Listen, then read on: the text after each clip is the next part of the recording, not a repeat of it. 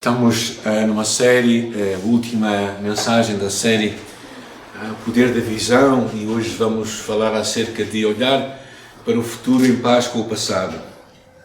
Porque é muito importante nós de alguma forma lidarmos com o passado de uma forma sadia para podermos olhar para o futuro com esperança. E este é o tema que eu quero partilhar convosco nesta tarde. Acredito que Deus realmente tem esta palavra para nós como igreja. Eu quero te encorajar a abrir o teu coração para isso, não é? Muitas vezes ao falar com pessoas, há pessoas que parecem sempre viver no passado, com histórias do passado. Algumas delas falam com gratidão, com boas lembranças, com algum entusiasmo, e isso é muito positivo. Eu me lembro de uma família que eu visitava e sempre que ia lá eu ficava doente. Sentia-se mesmo aquele ar pesado em casa, aquelas histórias sempre do passado, do falar mal, da amargura no coração. E verdadeiramente foram percebendo que aquela amargura, aquele ressentimento só trazia mau resultado à sua vida. A Bíblia tem um versículo muito interessante que diz: o coração alegre aformoseia o rosto, mas pela dor do coração o espírito se abate, ou pela amargura. Isso abate o nosso espírito. Nós começamos a definar, a perder o ânimo. E o mundo é um lugar imperfeito. Não sei se alguém já percebeu isso. Alguém já percebeu? E na verdade, nós somos pessoas imperfeitas. Não sei se alguém se põe quer por fora do baralho. Mas em algum momento tu vais ficar magoado. Em algum momento tu vais magoar. Mas a amargura, o facto de magoarmos alguém, não precisamos tornar isso uma amargura e ressentimento em nosso coração. E se calhar ao falar isto, logo veio alguns flashes de pessoas, de imagens que vieram à tua mente, de pessoas que te magoaram, se calhar. Uma das pessoas mais massas que eu conheci foi o meu professor de escola dominical, o Horácio. Horácio, uma família pobre, na cidade do Porto, que foi abençoado pela igreja metodista, que tinha a escola primária a funcionar ali perto da Constituição. E ele foi lá, recebeu lá a escola primária e lá conheceu Jesus. O que levou mais à frente na sua vida a ser parte da nossa igreja lá em Altoar. A sua esposa, por outro lado, Helena, era completamente o oposto. Se Horácio era a pessoa mais mansa que eu conheci, Helena era uma pessoa bastante amarga. Era uma pessoa que sempre que tu falavas com ela de alguns assuntos, e ela gostava às vezes de falar do passado, o seu rosto alterava, a sua voz alterava. Havia episódios que aconteceram no princípio da igreja, estamos a falar, já haviam passado uns 30, 40 anos naquela altura, e ela não lembrava com dor. Eu penso que um deles teve a ver com o marido dela, que cresceu na igreja metodista, e por isso foi batizado por a expressão, que é com aquelas pinguinhas na cabeça, não é? E o pastor de então não gostou muito da ideia de o aceitar como parte da igreja, e aquilo magoou tanto que ela nunca foi batizada, até os últimos dias dela. E às vezes é assim, nós ficamos tão magoados que achamos que aquela vingança vai de alguma forma nos trazer algum alívio, alguma dor, à nossa dor, mas não. E às vezes tenho falado com pessoas que do passado foram maltratados por pessoas que lhe eram próximas, com palavras que ouviram, como: tu nunca vais ser ninguém na vida, és sempre o mesmo, nunca sais da cepa torta. Não sei se alguém já está a ouvir algumas dessas palavras. E verdade, aquelas mensagens às vezes ressoam na nossa mente de uma forma continuada e nos impedem de avançar na vida. Às vezes também há dor que nós experimentamos fruto de episódios, de perdas que temos, ou pior, de abusos que podemos até ter passado. E claro, a somar tudo isto, há também as nossas próprias culpas. Coisas que nós fazemos na vida, que às vezes a memória não nos deixa esquecer. Não só a memória, porque eu acho que a memória às vezes é uma coisa que nós não podemos evitar, a menos que tenhamos alguma doença mental, que podemos esquecer as coisas. Mas o problema não é isso. O problema é quando aquela acusação está sempre na nossa mente. Nós não conseguimos resolver aquilo. E o passado nos impede de olhar para a frente, para o futuro com esperança.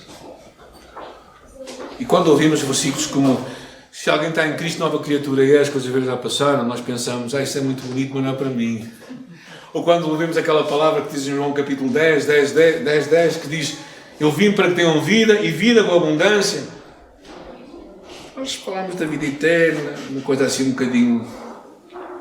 Mas eu penso que é muito mais do que isso. E acho que a chave, como dizia Jesus, é conhecer a verdade e a verdade nos liberta. Por isso eu quero vos levar para um texto bíblico no livro de Mateus, capítulo 18, que fala acerca do reino dos céus. O reino dos céus é comparado a um rei que quis acertar contas com os seus servos. E quando começou, capítulo 18, aí versículo 23 a 25. E quando começou, foi-lhe apresentado um deles que lhe devia 10 mil talentos. 10 mil talentos é uma soma de milhões, de 7 algarismos. Okay? Então a dívida que aquele homem tinha para com o seu senhor era uma dívida de milhões. E diz assim Jesus, mas não tendo com que pagar, o seu senhor ordenou que ele e sua mulher e os seus filhos e todos os seus bens fossem vendidos para que a dívida fosse paga. Agora, o que Jesus está a mostrar é que a dívida era tão grande que o repagamento era algo impossível verdadeiramente. Ou seja, este problema para ser resolvido, a forma de amenizar era vender tudo o que aquele homem tinha, vender até a sua própria liberdade, a liberdade da sua própria família, para que de alguma forma pudesse aliviar a dívida que ele tinha. Mas mesmo assim não iria conseguir. E não sei se tu já pensaste, mas a tua dívida, a minha dívida para com Deus é tão grande, que nós nunca poderíamos repagar a Deus. Por isso, de certa maneira, Jesus começa a ilustrar nesta história que ele é este rei, este senhor, e nós somos estes servos. Agora, é interessante que, então aquele servo, diz a Escritura ali, prostrado diante dele, lhe rogava, Senhor, tem paciência comigo, que eu te vou pagar tudo. Ele sabia que não ia pagar tudo, mas ele pediu clemência, pediu paciência. Basicamente, ele pediu misericórdia. E aqui eu gostava de falar de três assuntos muito interessantes, porque o que aquele homem percebia é que ele não podia ter justiça. Justiça é dar às pessoas aquilo que elas merecem. E se ele recebesse a justiça daquele senhor, o que é que ele merecia? Prisão. Perda da liberdade. Então ele sabia que justiça não era. Então ele percebe uma coisa. Agora, Deus é justo, ele não pode ser injusto. Mas se ele fosse somente justo, e se nos é só o que nós merecíamos, nenhum de nós estaria aqui hoje. Então o que ele pede ao Senhor é misericórdia. E misericórdia, basicamente, é não dar às pessoas aquilo que elas merecem. Misericórdia é ir um passo mais longo e de alguma forma deixar que o nosso coração possa não lhes dar aquilo que eles mereciam receber. Mas é curioso que o Evangelho leva-nos muito mais além. Nós vamos ver isso hoje.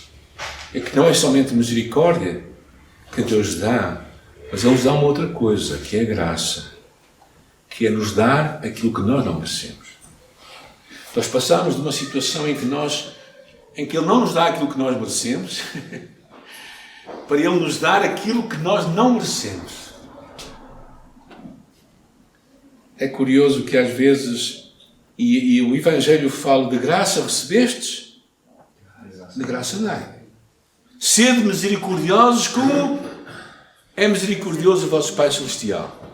Por isso o que Deus pede de ti e de mim é que nós caminhemos um pouco mais e demos esta misericórdia aos outros. O apóstolo Tiago consegue compreender isto de uma forma interessante lá no livro de Tiago, capítulo 2, que diz, porque o juízo ou a justiça é sem misericórdia para com aquele que não usou misericórdia. Mas a misericórdia triunfa sobre o juízo. E o que Tiago basicamente mostra é que Deus age em misericórdia para contigo. Agora pensa, como é que gostarias que Deus agisse para contigo? Com misericórdia ou com juízo? Misericórdia. Espero que sim. Então como é que tu deves agir para com os outros? É basicamente este o tema do Tiago. É o que ele nos procura chegar a isso. O Evangelho é um pouco mais além da misericórdia e entra numa outra dimensão, que é a dimensão da graça de Deus. E na história bíblica lemos que, comovido, o senhor daquele servo o soltou e lhe perdoou a dívida. Como é que vocês ficariam se fossem perdoados de uma dívida de 7 algarismos? Uau.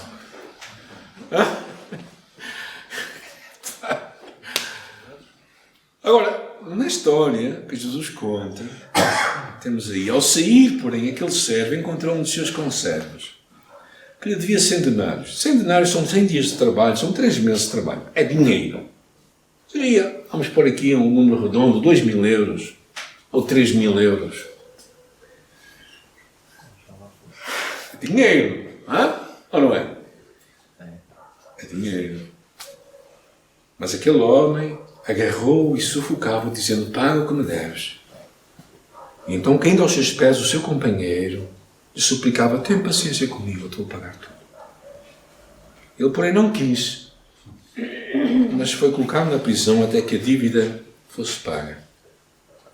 Aquele servo que, entanto, foi perdoado, optou por não perdoar o outro homem, por causa de toda aquela dívida. A história nos conta que os outros conservos, vendo o que aconteceu, ficaram muito tristes e foram contados tudo ao seu senhor. Então, ele chamou à sua presença e lhe disse: servo mau, perdoei-te toda aquela dívida porque me suplicaste, tu também não devias ter compaixão do teu companheiro como eu tive de ti. E irado, o entregou aos carrascos, até que pagasse tudo o que devia. A Bíblia Almeida fala de uma outra expressão, não usa carrasco, mas fala dos verdugos ou os atormentadores.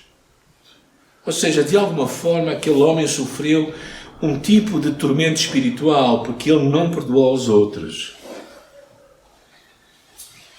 Na verdade, aquela palavra atormentar é a mesma palavra usada para um episódio que a Bíblia conta de alguém que estava endemoninhado, estava atormentado pelo demónio. Então, o que lemos na história é que, de alguma forma, se nós não perdoarmos, de alguma forma, Deus não nos deixará impune. E vai trazer algum tipo de tormento à nossa vida. Porque a palavra termina no versículo 35, assim também vos fará meu Pai Celestial, se de coração não perdoardes cada um o seu irmão. Ou seja, se tu não tratas com misericórdia, eu já nem falo com graça, mas com misericórdia a outra pessoa, então Deus te vai tratar da mesma forma. E na verdade o apóstolo Paulo amplia esta ideia quando em 2ª carta aos Coríntios, capítulo 2, diz que se nós não perdoarmos, Satanás vai ter vantagem em nossa vida. Ou seja, tu e eu damos um espaço, uma oportunidade, de alguma forma, influência que Satanás pode ter em nossa vida se nós não perdoarmos a pessoa que tem alguma dívida para connosco. Uma história curiosa de um rapaz que visitava os seus avós e foi-lhe dado um canivete para ele ir até ao mato, para brincar, não é? Havia lá um alvo e ele atirava o canivete para o alvo, mas não era bem sucedido. Até que ao regressar para casa, antes de entrar em casa, viu um pato que a sua avó tinha lá, um pato doméstico que ela criava, não é? E o rapaz, vai que não vai, atira o canivete e acerta no pato. E o pato já era, não é? Vai ser arroz de pato esta noite, não é? E acontece que ele esconde o pato e pela janela a sua irmã viu aquilo. Mas não disse nada. No dia seguinte, a avó disse: Sally, vamos lavar a louça. E a Sally disse assim: ó avó, o João disse-me que queria ajudar a lavar a louça. E vai ao seu ouvido e diz assim: lembras-te do pato? E o João foi lavar os pratos. Na mesma tarde, o avô disse-lhe assim: vamos fazer hoje uma pescaria, vamos pescar. E a avó logo lembrou: Sally, não te esqueças, hoje tu vais ter que me ajudar. E ela disse: vais ter que me ajudar a fazer o jantar. E então Sally começou-se a rir e disse assim: ó vó, eu vou com o avô porque o João disse que eu queria te ajudar no jantar. E aquilo foi seguindo, dia após dia. Até que passaram alguns dias, realmente o João percebeu que era a altura de tentar terminar com a história. E veio a ter com a avó, confessou que tinha matado o pato. E a avó lhe deu um abraço e lhe disse: querido, eu sabia, eu estava à janela também e ouvi o que tu fizeste. Mas porque eu te amo, eu te perdoei. Eu só me estava a perguntar quanto tempo é que tu ias demorar. Quanto tempo é que tu ias deixar que Sally te fizesse o seu escravo? E Satanás faz isto tantas vezes, quando traz à nossa memória pecados não resolvidos. Quando tu perdoas de coração, tu retiras a Satanás o poder, a autoridade para te acusar. E na verdade, tal como aquela avó, Deus está perto de nós e sempre nos vê. Então eu gostaria de trazer algumas lições que eu acho que esta passagem traz para todos nós. A primeira delas é que Deus coloca diante de nós duas opções, dois modelos de vida. Um deles é sermos como o Senhor da história, que simboliza o nosso Pai Celestial, que perdoa a imensidade das nossas dívidas, ofensas, pecados para com Ele. Então, nós podemos ser como este Pai Celestial nesta história, ou então podemos ser como aquele servo da história que escolhe não perdoar. No Sermão da Montanha, na verdade, Jesus, é muito interessante que ele diz, lá no livro de Mateus capítulo 5, que diz: eu porém vos digo, amai os vossos inimigos, orai pelos que vos perseguem, para que vos torneis filhos do vosso Pai Celeste. Porque Ele faz nascer o sol sobre maus e bons, justos e injustos. E depois ele termina muito interessante, o último versículo. Portanto, sede vós perfeitos, como é perfeito o vosso Pai Celestial. Eu acho tão interessante isto, porque o que basicamente está aqui a dizer o caráter, se o caráter e a essência de Deus é perdoar, o teu caráter como filho de Deus é perdoar. Não há outro caminho. Uma das histórias que mais me comoveram nestes últimos tempos foi uma história de uma mulher chamada Ruby Bridge, de 6 anos. Ela foi a primeira afro-americana a frequentar uma escola pública. Esta é uma fotografia dela, de um lado, quando criança, com 6 anos. A primeira negra numa escola de brancos no sul dos Estados Unidos. Durante meses, polícias federais escutavam a Ruby todos os dias, ao passar pelos pais raivosos que lhe gritavam maldições, ameaças e insultos àquela menina. 6 anos somente. Lá dentro, sentava-se com a professora Bárbara, a única que estava disposta a dar aulas, enquanto os outros pais não deixavam os seus filhos frequentarem a escola com esta menina. Um conhecido psiquiatra de então, Robert Cole, acompanhou Ruby durante vários meses para ajudá-la a lidar com o medo e com o stress. E ele surpreendeu-se com a oração que esta menina fazia todos os dias, ao ir para a escola e ao regressar. Quando ela orava: Pai, perdoa-os porque eles não sabem o que fazem. E eu pensei, se uma criança consegue orar assim, nós também podemos. E eu acho que claramente este é o desafio de Jesus nesta história. É um modelo de vida. Ou somos como o Pai Celestial que escolhe perdoar de coração, ou somos como aquele servo que escolhe não perdoar. A segunda grande lição que nós percebemos é que a identidade do cristão, de quem nós somos, quem tu és e quem eu sou, tem que nos levar a amar. O Evangelho diz que nisto conhecerão que todos sois meus discípulos, porque sereis evangélicos. Porque sereis pessoas muito justas.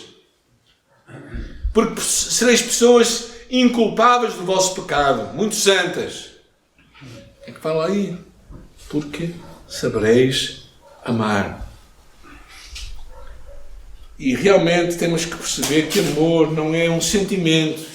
Não esperes dizer, eu quando tiver vontade de perdoar, eu vou perdoar. Isso nunca vai acontecer, gente. Eu nunca tenho vontade de perdoar.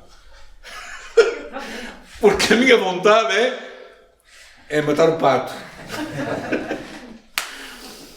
Mas é interessante que Porque perdão é uma escolha nossa. Não é um sentimento, é uma escolha. A história de Jim Elliot é uma das histórias mais comoventes. Nos anos 1956, 5 jovens missionários vão para o Equador, para as tribos Guarani. E, na verdade, eles sabiam a possibilidade de serem mortos. Todos eles, sim. E mesmo assim abraçaram. Disseram às suas esposas, se despediam deles. O que é curioso na história é que os 5 são mortos lá. Mas a esposa de Jim, Elizabeth, a filha mais nova deles, e a irmã de outro missionário, decidem viver com as pessoas que mataram os seus familiares. Decidem viver para a comunidade Guarani, aprendendo a sua língua, traduzindo a Bíblia para eles. A história é muito curiosa, porque no meio, ao ensinarem a palavra de Deus, alguns daqueles índios disseram: eu fui um daqueles que matei o seu marido. Isto é perdão. E verdadeiramente eles se converteram e houve muita gente convertida ali por causa do amor e do perdão que moveu esta mulher, estas mulheres, a chegar novamente lá, por causa de Jesus, para levar o Evangelho. Perdoar não é desvalorizar o pecado, não é fazer de conta que não é nada, não. Porque é importante, porque dói, porque é errado, porque não é justo, nós escolhemos perdoar. Agora, o que nós percebemos, uma outra lição que nós temos, é que perdoar é a única forma que existe para tu e eu também recebermos o perdão. Porque na história, na oração do Pai Nosso, que Jesus nos deixou para todos nós, há uma parte que é uma parte chave, que é perdoa-nos as nossas ofensas, as nossas dívidas, porque assim como nós perdoamos, não sei se há aqui algum professor de português, mas assim como significa um condicional, ou seja, se tu não perdoares, tu não vais ser perdoado.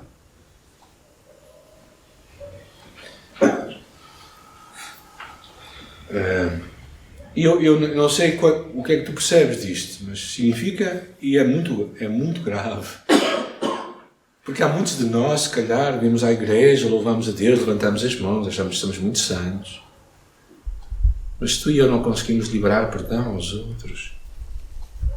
Fazemos isso, mas com um coração que não é perdoado.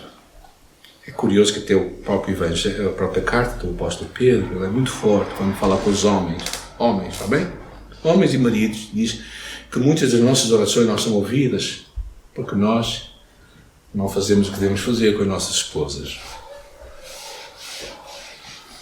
Então, perdoar é o único caminho para nós também sermos perdoados. Na verdade, perdoar é uma atitude um pouco egoísta.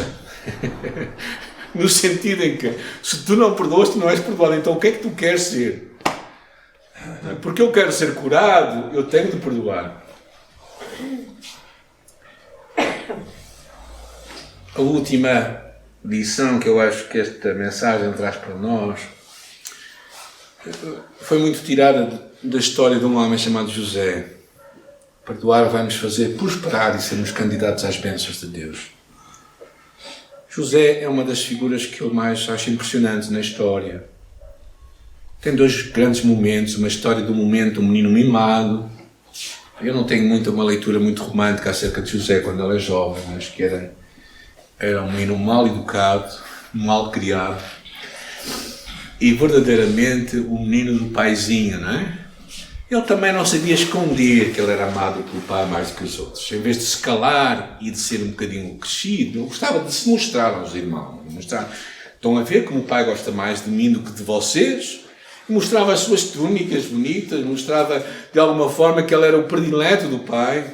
E há um certo dia em que os irmãos pensam assim: já estou farto desculpa a expressão deste gajo, e vamos-lhe cortar o pescoço, vamos tirar o pio. E pensaram em matá-lo. Mas um deles, pensando assim: não vamos fazer isso, vamos vendê-lo como escravo para o Egito. Pensando-se que livravam-se dele. E a história nos conta que 20 anos depois, José, o príncipe do Egito, encontra os seus irmãos. E é muito interessante porque ele os reconhece. E depois ele os manda embora e diz: não discuteis pelo caminho, porque ele sabia que os irmãos também não tinham resolvido o problema da culpa. Há muitas lições, José, que eu não vou falar agora. Mas o que eu quero ressaltar é que, neste entretanto, José, enquanto esperava o momento de Deus para a sua vida, Deus lhe deu 2 filhos. O primeiro deles é Efraim, que significa Deus me fez esquecer o meu passado, a minha família. Deus me fez esquecer as coisas más. Deus me fez resolver aquilo e perdoar de coração. E o segundo deles é Manassés, que Deus me fez prosperar na terra da minha peregrinação.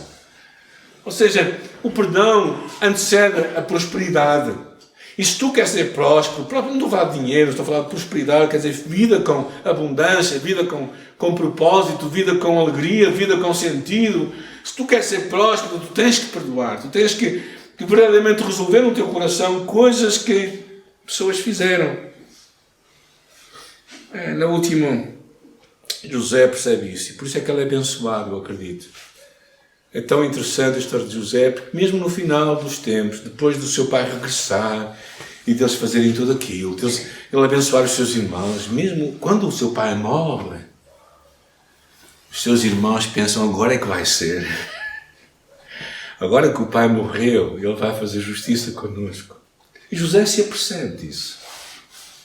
E num ato de generosidade, vira-se para os seus irmãos e lhes diz: eu não vou fazer isto convosco. Como é que eu poderia fazer?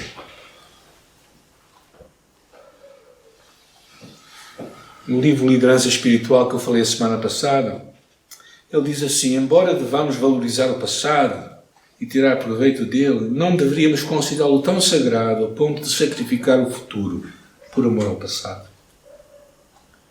Estamos a falar realmente de nós olharmos para a frente da nossa vida. Para tu e eu podermos visualizar um futuro com esperança, temos que nos livrar da amargura do passado. Precisamos de perdoar de coração. Precisamos de perdoar de coração para não hipotecar a nossa vida e a vida dos nossos. Porque pessoas, eu tenho encontrado tanta gente que deixaram que a amargura arruinasse a sua vida e das gerações seguintes. Porque não perdoaram de coração. Hipotecam o futuro dos seus filhos, dos seus netos, dos seus amigos. O que eu gostaria de te encorajar é de fazeres uma coisa que é tão real e tão necessária, que é abrir mão e perdoar. No Liberdade em Cristo nós temos uma oração que nós encorajamos as pessoas a fazer, que é: Senhor, eu escolho perdoar o que me fez sentido. É tu seres honesto a ponto de dizer a Deus que realmente eu faço essa escolha, Deus, e eu sei que tu vais. Quando nós perdoamos, o relacionamento pode nunca mais vir a ser o mesmo. Na verdade, nós nem temos que falar com ninguém, porque o perdão é algo entre nós e Deus. Nós não temos que telefonar para ninguém. Nós não temos que mandar um e-mail, um SMS. Se calhar até melhor nem mandar. Mas temos de resolver isso com Deus. Porque se não resolvermos, nós estamos a escolher um modelo. E o modelo não é do nosso Pai Celestial. O modelo é do outro servo, a quem muito foi perdoado, mas que não soube perdoar um pouco. Como igreja nós percebemos isso em algumas alturas. E uma das alturas mais significativas para nós foi logo no princípio da igreja. E foi uma altura em que uma família falou muito mal de nós e fez-nos muito mal e desvalorizou todo o amor que nós tivemos. E numa sexta-feira à noite, com a Virgínia, nós estávamos a orar e pensamos: como é que nós vamos nos reunir no próximo domingo aqui na igreja? Quando nós liberamos o perdão, aquela noite, quando nós escolhemos perdoar, foi escolher a bênção de Deus e a prosperidade. E sermos candidatos à sua bênção. Porque Deus nunca vai abençoar pessoas que não escolhem perdoar. É assim as regras de jogo, irmãos, desculpem. Falando portuguesmente. É assim as regras de Deus. Deus não vai mudar por causa de ti nem de mim. Eu disse isto ontem, hoje e vai dizer amanhã. E se calhar tu, durante este tempo, tiveste imagens de pessoas ou de acontecimentos, talvez pessoas que tu nunca mais vais ver, pessoas que até se calhar já morreram, pessoas que estão muito longe de ti, pessoas que tu nunca mais vais encontrar, mas pessoas que tu hoje precisas de perdoar de coração e de resolver isso com o Senhor para que sejas próspero, para que vidas vida com abundância, para que sintas que és uma nova criatura, para que percebas que tu és perfeito como o teu Pai Celestial, porque o caráter do teu Pai está em ti e em mim. Ao escolheres viver como Ele vive, tu vais ser como o teu Pai Celestial. E por isso este é o único caminho. É o único caminho de um cristão. Não há outro caminho. Na verdade, não há uma escolha. Numa certa medida, não há uma escolha. Claro que tu precisas fazer a escolha, mas a única escolha plausível, aceitável, possível para todos nós é sermos uma comunidade que perdoa, que recebe, que ama. Nunca me esqueço a história de uma criança que, logo no princípio do meu ministério, aquela ilustração me foi colocada num livro. Mas uma criança olhava para o seu pai e lhe dizia assim: pai, por que tu estás sempre a perdoar? E aquela criança, o pai olhando para a criança assim: filho, alguém tem de perdoar. Ou seja, tu e eu podemos cortar um ciclo de maldição muitas vezes em nossas famílias, de histórias que nunca mais terminam. Nós podemos terminar esse ciclo, esse ciclo vicioso, quando nós escolhemos um outro caminho, um caminho melhor, que é o caminho do perdão. Agora, só Deus pode fazer isso em ti e em mim. Não és tu que vais fazer, não sou eu que vou fazer. É Deus, é o Espírito de Deus que faz isto em nós, para nos dar uma vida com abundância, nos dar uma vida nova, uma vida com propósito. Eu quero te encorajar a este caminho, que é o único caminho que é possível para ti e para mim, para sermos prósperos na vida. Para amanhã podermos acordar e dizer assim: eu escolhi o caminho de Deus para mim. E às vezes isso, percebem que isto não é justo, perdão, não é justo, já perceberam isso ou não? Perdão nunca é justo. Mas na verdade, o que é que tu queres de Deus? Justiça? Misericórdia ou graça? Se alguém quer justiça, força, avante. Não vais muito longe na vida. Mas se tu optas por misericórdia, se no final ainda vais dar um passo mais à frente, que é a graça, que é abençoar a pessoa. É curioso que quando nós fazemos um encontro no curso de Liberdade em Cristo e falamos acerca de algumas pessoas e nós dizemos que nós escolhemos perdoar, depois há uma coisa um bocado, que ainda é um bocado mais dolorosa se calhar, mas não tanto, que é orarmos para abençoar a pessoa. Isso é um passo mais. É graça. É dar aquilo que ela não merece. E Deus fez isso contigo e comigo, e eu acho que como comunidade de fé, Deus também nos quer tornar isso. Pessoas que seguem Jesus com as nossas dificuldades e lutas e que às vezes mexem o nosso coração, as nossas tripas, não é? Mas que querem viver como Jesus quer que nós vivamos. Isso é cristianismo. Isso é uma fé autêntica. E é isso que eu espero que a nossa igreja seja. Isso é o que eu espero que nós sejamos como igreja. Para que os outros à nossa volta possam ver como nós somos marcados pelo amor de Deus. Gostaria de orar. E enquanto oramos neste momento, eu quero te encorajar a poderes deixar que o Espírito Santo de Deus possa tocar em teu coração, em tua vida, e te dar coragem para abençoar a pessoa, se calhar que que tu te lembraste neste tempo, decidiste perdoar de coração essa pessoa. E dás um passo mais à frente, que é escolheres abençoá-la. Senhor, obrigada, porque isso é possível por causa de Jesus. O Jesus que foi à cruz, zombado pelos seus inimigos, abandonado pelos seus amigos.